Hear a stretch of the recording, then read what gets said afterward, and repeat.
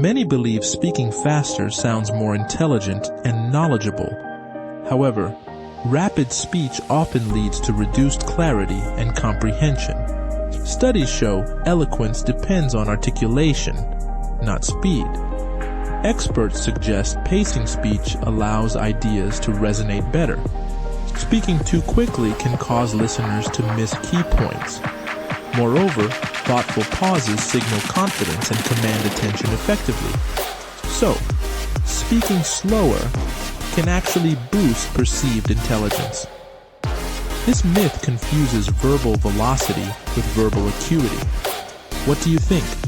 Let me know in the comments.